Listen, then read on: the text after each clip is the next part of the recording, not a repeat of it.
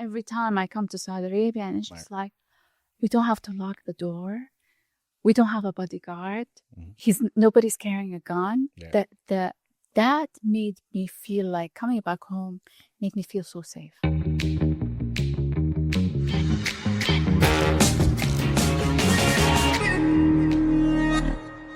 Hello and welcome to the Mayman Show. We are coming to you from our studios in Riyadh, the Kingdom of Saudi Arabia. Our guest today is a very renowned chef, author, and entrepreneur. We have Miss Eman Gazzaz. Thank you so much for being on the show today. Thank you for having me. All right. So, Eman, with your background, with your father being a diplomat, you always wanted to emulate your father's career and become a diplomat, but you have done so in a different way, taking the Saudi kitchen to the rest of the world. And you've lived in different parts of the world, in different continents like Morocco and Pakistan and other places. So how did just that background and experience influence how you present the Saudi cuisine to the world? Yeah. So I was born, let me give a quick background of who I am. I was born in Brazil. I lived in 6 different countries. Yeah. My dad was a diplomat. I was a daughter of a diplomat. Okay. My parents are very diverse in there. They're not just diplomats. They are creative in many ways. My dad is a gardener. He collects old antique cars. He collects old pocket watches. And I have some pictures actually of our garden back home when we were living in Pakistan. Oh, nice. Which parts of Pakistan? So we lived in 2 parts in Pakistan. Yeah. We lived in Karachi and we lived in Islamabad. Yeah. Islamabad is a lovely place. I lived there myself. Yes, amazing. It's a beautiful country. The people are so beautiful. Living in 6 countries and just being exposed to the world and the different cultures they have is just it's like, it creates something in you as an individual. It makes you more connected somehow. Yeah. Without really having that connection and having that diversity, I think it added a lot to me when it comes to my cooking. But going back to my family, my dad was a gardener. So these are some pictures of our house in Karachi when we were living there. We had a beautiful garden. It's a very lovely house. And my dad used to get into these competitions and he used to win first prize every year. So how much time would he spend gardening and keeping up with all that beautiful? So when the season for the flowers come, the season for the garden, it's a couple of months before they start blooming. Yeah. And then he would have a big party. This is with Benazir Bhutto. Yeah. My parents in one of the events. My mom was wearing traditional clothes. So they were very social people. They loved inviting people and having different kinds of functions and events. And my mom always insisted on cooking Saudi food. Yeah. And these are one of the pictures of the tables, of the Saudi tables. And people used to love the food. Like nobody knows anything about Saudi Arabia, like the food. And, food is culture. Yes, of course. I always used to say if all the UN members brought their traditional dishes, we would solve half of the world's problems. Exactly. Food does not involve politics. It does not involve religion. It doesn't involve any of that. And that's what's so beautiful about it. So I lived in 6 different countries, and these are some of the pictures of me living abroad. Yeah. We lived here in Pakistan. This was in Egypt when we traveled. That's me as a baby. That's when we were in Islamabad. All right. This is when we lived in the Philippines. Sorry. Ah, nice. Which parts of the Philippines? Manila. So we lived there for 5 years. All right. I went to international schools, American schools. I didn't study in Arabic. Okay. So we have a lot of similarities. Same thing. And yes.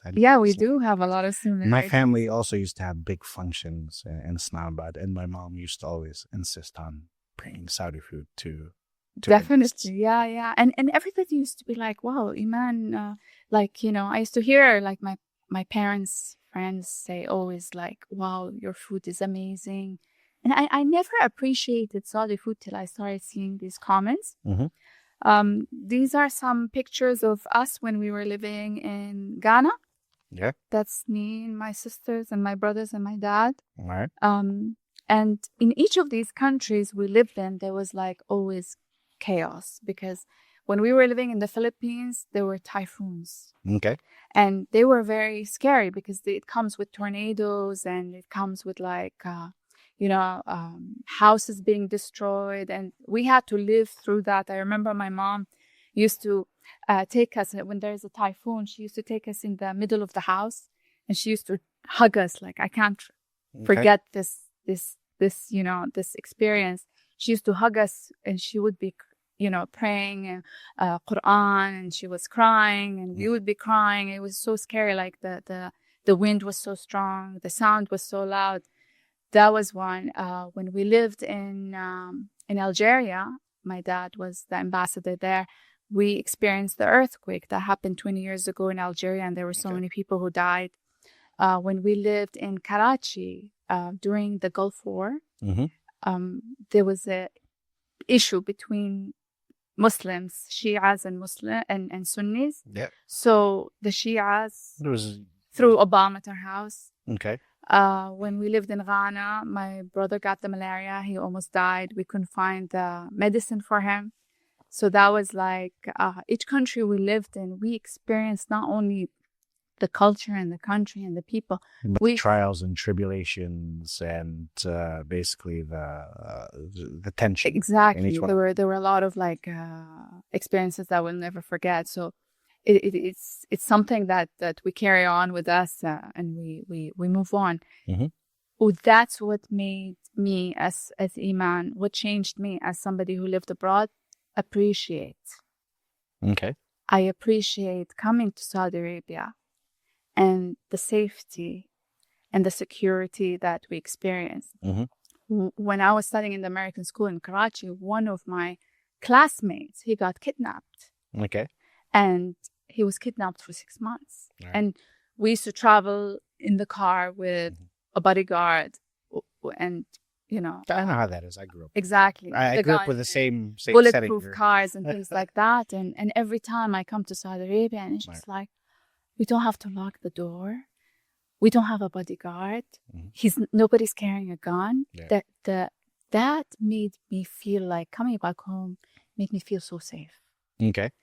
People think living abroad, living in 6 countries, it's amazing. It's a nice experience. Obviously, it's a life-changing experience. Yeah, it gives you a different perspective in life, where you see the poverty when you live in these countries, third world countries.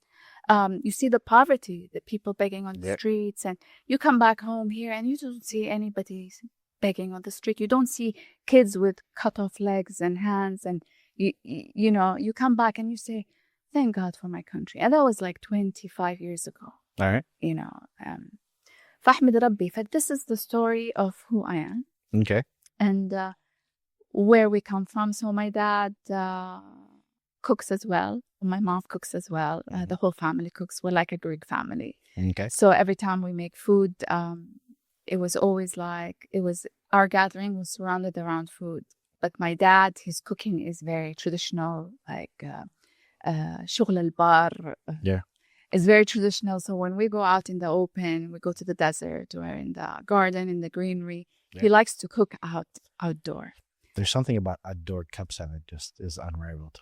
Yeah. I mean, oh my God, like cooking food outdoor is just at another level. Yeah. The taste, the experience. And I do have a very interesting experience with my dad. Every time we go out outdoor, he always cooks the same dish, and it's actually one of my favorite dishes, which is salik. Salik. Oh yes. I used to help him do cook the chicken, strain the stock, and take the food out. And I grew up tasting these flavors and just eating the salik outdoor, and being part of that experience just made me so close to Salik. Like my daughter also loves Warda. She loves Salik as What well. kid doesn't? It's like a universally loved dish by children. It's here. it's a food for picky eaters. Yes. And my mom was always known, I mean, to do the salads and put the duggus and the pickled vegetables and things like that. So everybody had a role. Okay. From both sides of my parents. They were very good cooks. My dad is a very good at barbecuing. Like he loves to go to the beach every weekend. When we were living abroad, he always rented a place. And he used to make the barbecue and marinate it and barbecue it. We had a chef. Okay. But you know, it was something that he loved to do. Yeah, himself, the kitchen for him is like I like to do the second same nature. thing. I mean, to me, it's not this. It's not about like the experience itself. Yeah. It's a good way to basically, I don't know. To me, it's like therapy. Some people do it for meditation. Yeah. Some people do it because they love to, taste good food. Mm-hmm. My mom is also a very good cook, but her food was very international. Yeah. My dad was the traditional. My mom was international, and she made international food. Okay. When she cooks at home for us. But when we had guests over, like the table was filled with like Saudi dishes, pure flavors of Saudi food. And I came back to Saudi being daughter of ambassador after like more than 25 years I've been abroad. Okay. I came back to Saudi hoping that I'm going to be a majority for once in my life. Like I was always a minority. Yeah. But coming back, which was the shock of my life, is that I still felt like a minority. Yeah. Why is that? I mean, I didn't know. I was a bit confused about the communication because I didn't study in Arabic. Mm-hmm. I couldn't understand a lot of things that people were saying when they were talking. Yeah. The food, there were new dishes that was introduced to me that I didn't understand. Like, why is this Saudi? But the Saudi food I knew was from Hijaz region, from Mecca region. Okay. But there's also Najd region, the north, the south. So everybody's got their own way of doing things. Exactly. I was not introduced to that. My parents just cooked Hijazi food. Yes. So I thought Hijaz food was Saudi Arabia food. Mm-hmm. But that was not the case when I came back. And Right. a lot of things that was There's not also I was expecting, and it was the Sub-regions and opposite. subcultures and sub-dishes. Yeah, I had no idea. Yeah. Like I had no idea. And the shock of my life was it was Saudi National Day when I first came back to Saudi Arabia, and there was like an event, and they were selling, they displayed like Saudi food. Okay. And one of the dishes that I tried, it looked interesting, and she gave me a little bit to taste, and I tasted it, and I was like, "What is this? Which country is this from?" Mm-hmm. And she looked at me like in shock, like. She's like, "Are you Saudi?" I was like, "Yeah." She's Okay. like, "This is jarish." Yeah. There's two This kinds is of Saudi. even. And that was the wake-up call of me when I came back to Saudi Arabia back in 2000. Yeah. That was like someone gave me a slap on my face. Really? And I was like, why don't I know this? Of course, when I came back to Saudi Arabia, I was very lost. Mm-hmm. Felt like a minority. Okay. I didn't know how to continue to be a daughter of an ambassador. I want to give back to my country. Mm-hmm. And I didn't know how. Yeah. So it all started when a friend of mine who studied with me in university, she came and, she sent me an email. At that time, there was no WhatsApp. Mm-hmm. And when we used to still check our emails. Yeah. So she sent an email and she said, "Iman, I have work with Dar al-Hikmah University in Jeddah for a month." And coincidentally, by coincidence, I was working in Dar al-Hikmah University. There was an affiliation between the universities. She's like, "I'm coming with two of my friends, foreign friends, and we're going to be there for a month. Can you please advise us what can we do in Saudi Arabia?" And I was like, "Just come and don't worry." And I was like, now it's my role to be a daughter of an ambassador and show her my country and how proud I am. And that's exactly what happened. She came for a month. And when she came, she's like, "Iman, I have a YouTube channel." Back in 2010, YouTube was like, 5-6 years old. It was still very new. Yeah. And Still a new concept. Exactly. And she was like, "I have a YouTube channel and I want to do Saudi dishes and put it on YouTube." And I was like, show my face on YouTube? There was no Saudi women that showed their face on social media at that time, back in 2008 around. Yeah.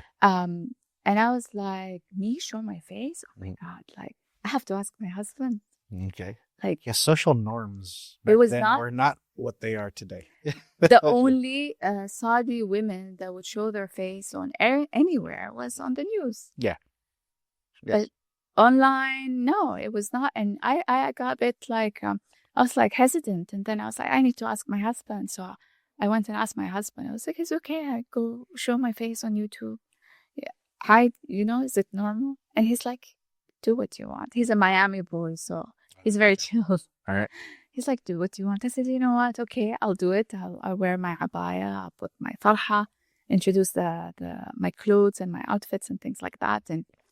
And that's what we did. Of course, I didn't know how to make Saudi food. So I had to call my mom. I had to call my sisters. How do you make salik? How do you make sambusa? Right. And then how do you make shakshuka? At that time, I used to think shakshuka was Saudi. Yeah. And it wasn't. That's how little Like shakshuka. There's like 3 ways of making shakshuka. Yeah, authentically. It's not Saudi tradition. I mean, it's more, I think, Turkish or something. I'd say it's Mediterranean. Exactly. That's the thing. There's a lot of dishes that everybody says it's ours. It's ours. It's Mediterranean. Exactly. It's this food of the region. Yeah. And and that's how it started. She posted the videos, and it was a big hit. Like people were like, "Whoa, she's Saudi. You're in Saudi Arabia. You're, And my friend Alia, she introduces Moroccan dishes. Okay. And she has a YouTube channel, and she hosted me on her channel. Okay. To introduce Saudi dishes, basically. All right. After and before she leaves, she was like, Eman, why don't you start a YouTube channel? Okay.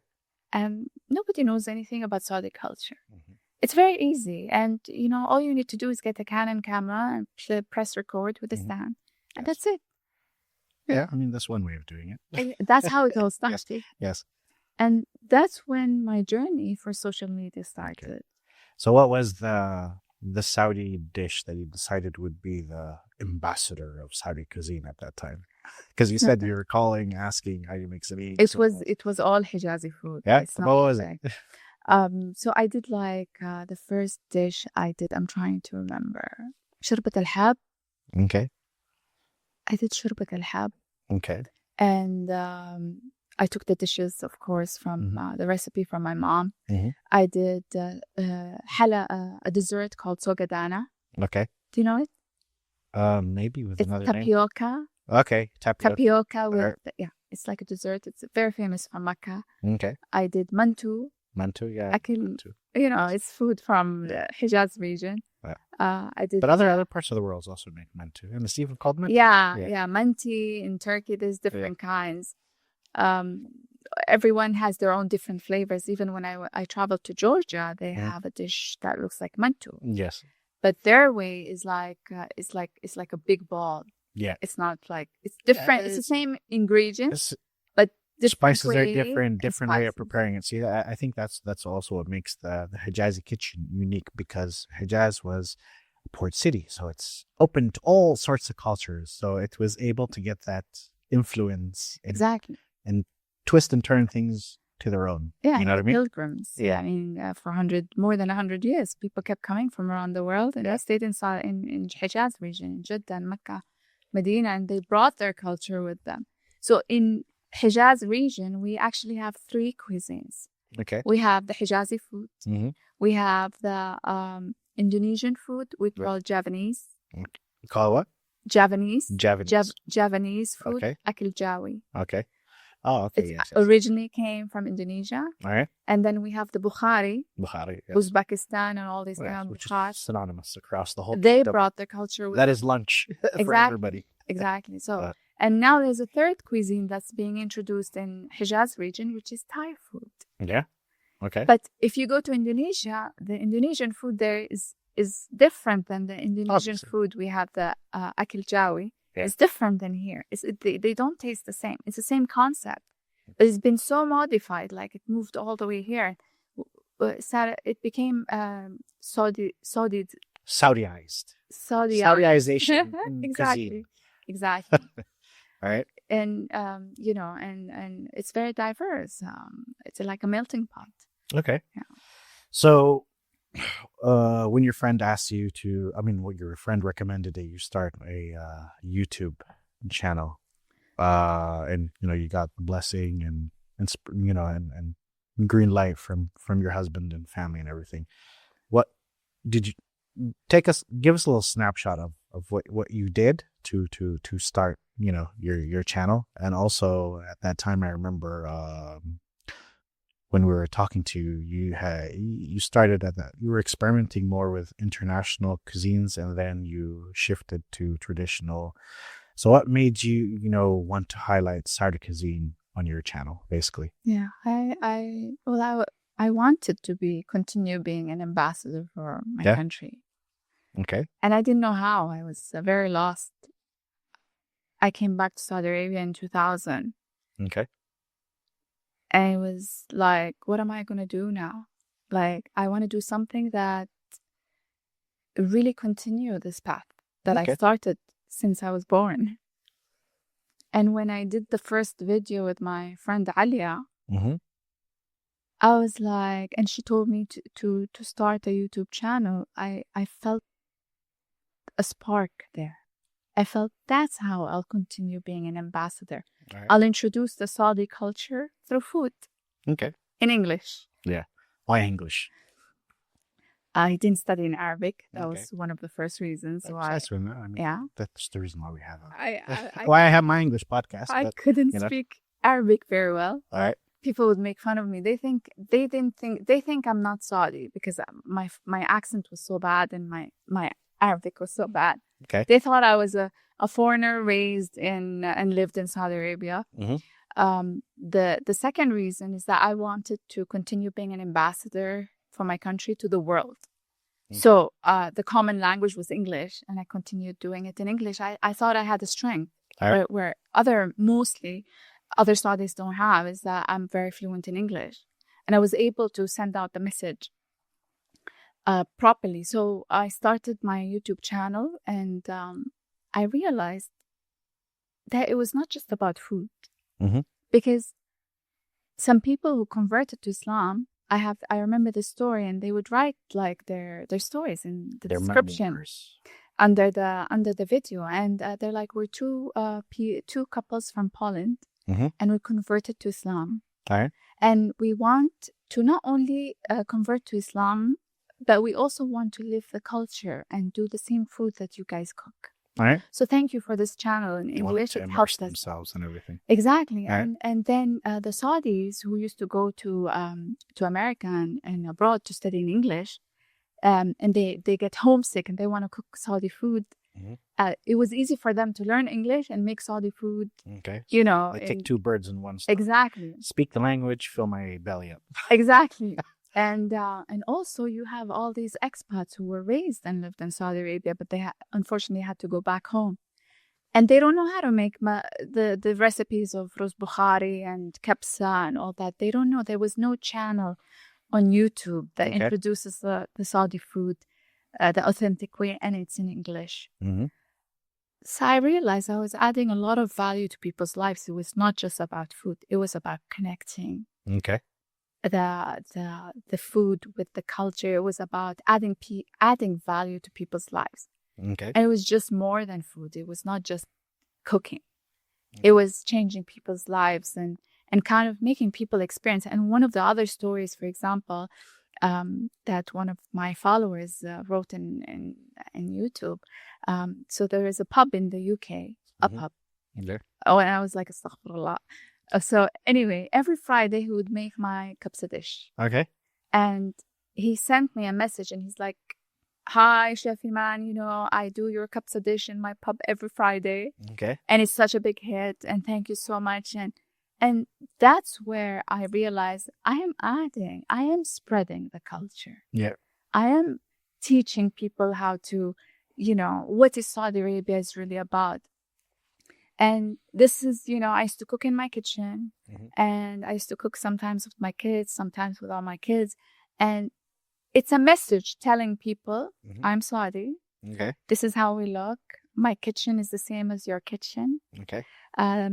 My kids are the same as your kids because we're people at the end of the day. Yeah. At that time, people used to think Saudi Arabia is like the princess book, you know. Yeah. There's a lot of misconception of how Saudis live.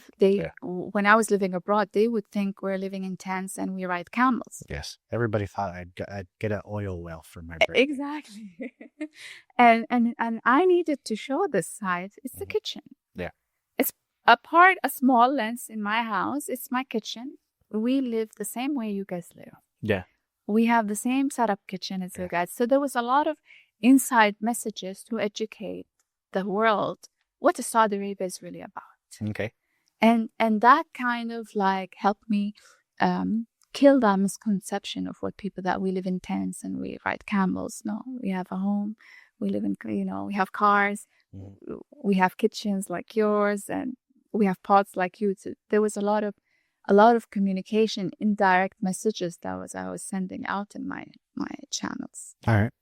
So let's get back to your kitchen, which you described as your canvas, and you are an artist, and your dishes are your artistic expression, and the end result is an artwork. It is. Why do you have? I mean, what's your philosophy behind that? Why do you explain it that way, basically? How it helps me in the kitchen? Yeah, it does, because plating food is an art form. Exactly.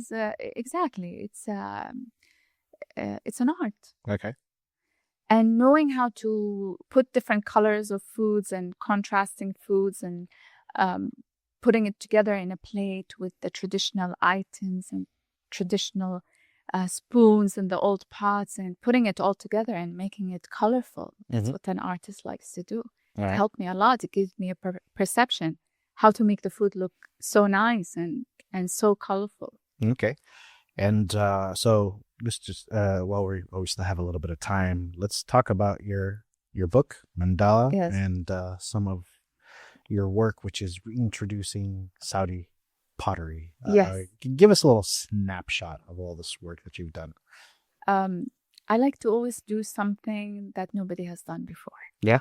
So started the YouTube channel. I was the first Saudi, أعوذ بالله من كلمة أنا, God forbid from the word me. Okay. I don't like to say me a lot, but I started the first Saudi channel that introduces Saudi culture to the world. Okay. And I was the first Saudi female to show my face on YouTube. Okay. So that gives me a boost. I like to do things very differently. You want to be a pioneer. Exactly. And many people who are in social media or chefs, they actually, what do they do when they, get into the food business? They open a restaurant. Of course. And I don't know, usually. Yeah. I wanted to do something different. So I did a mandala book. Okay. A Saudi mandala. Mandala is a general term used around the world. It's a coloring book for adults. Okay. And it's a meditation book. And the idea is that you introduce different objects and the coloring is very detailed. Okay. So you have here a saj. Okay. Yeah. This is a saj. It's where you make the nice saj bread. Exactly. Yeah. So this is the item of the saj, and there's a small description of what it is. All right. This is in English. We have it in Arabic as well. It's sold online. And we have how we pronounce it in Arabic and the name in English and the name in Arabic. Okay. And you end up coloring these small details, these things, patterns. It's all Saudi patterns. Okay. So I used the Saudi patterns and I've used the traditional Saudi items to do the mandala book. And you can choose any item you want to color. This is al burma. This is a rock pot. It's made out of rock.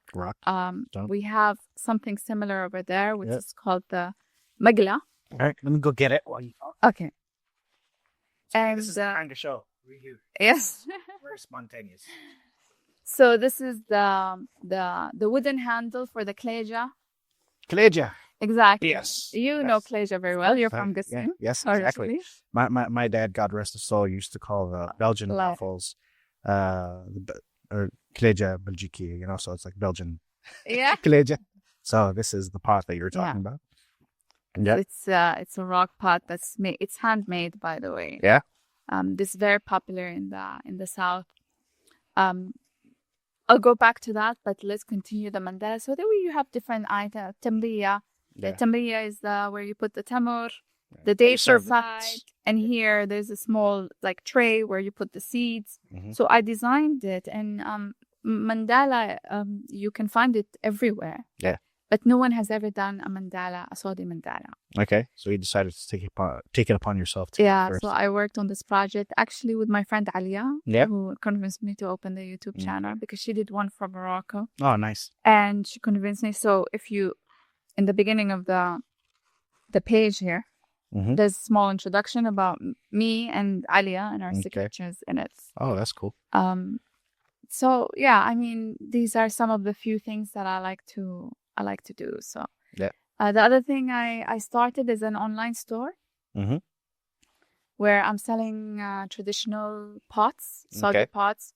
So I realized when I got into the Saudi food and each region, how they're so diverse. Each region, they use different pots. Yeah. And in the south, they use these rock pots. Yes. And it gets to be inherited from generation to generation. Like I've met some people in the south where they say, this pot is my great grandmother's pot. It was handed over to her daughter. I noticed that as well in the south. Even bee farmers inherit bees from generation to generation that produce the lovely honey that comes from the south. Exactly. Yeah. And people in the south, I was like, they cook in rock pots. They still cook in tandoors, underground ovens. Yeah. And I got amazed how like still in Saudi Arabia they still cook in clay pots. Yeah. Like that one. This is the Bukhari pot for Ruz Bukhari. In Hijaz region it's very popular. It's handmade. And this is the zir. They call it the water clay pot. Yeah.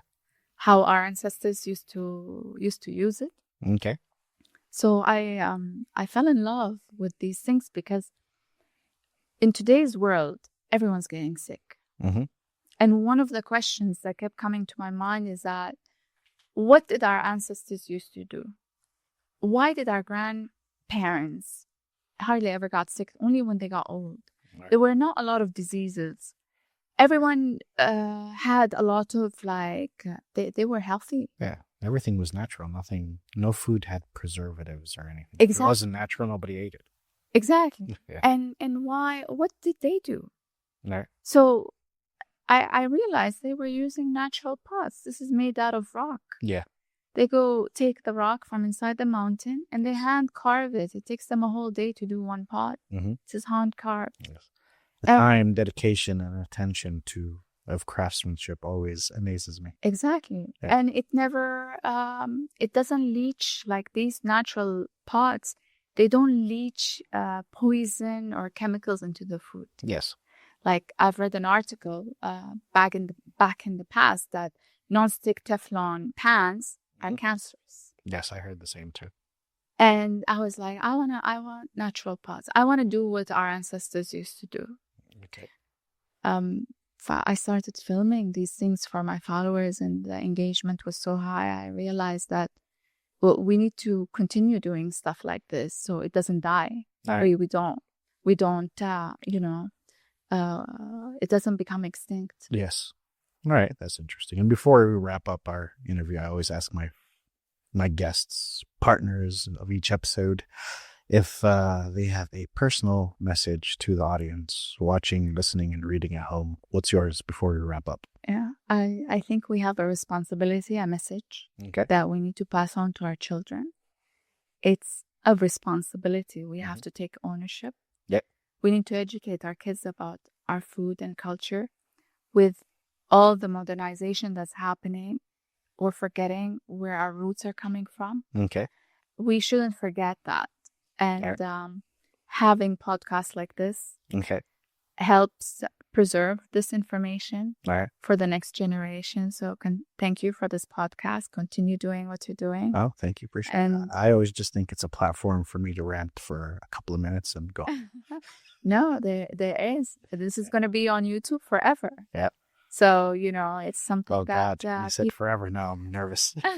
It's okay. it is. All right. It's an amazing platform where you're able to, you know, preserve and put a stamp on it. So, All right. yeah, thank you for that. All right. Well, thank you for taking the time to be on the show and sharing your experiences and story with us. And before we wrap up the show, I'd like to tell the audience that the preservation of culture, our DNA, is who we are and what makes us unique and different to the rest of the world. And as you said, it's our responsibility to showcase that. And also, it bridges and narrows gaps and differences between us and other parts of the world.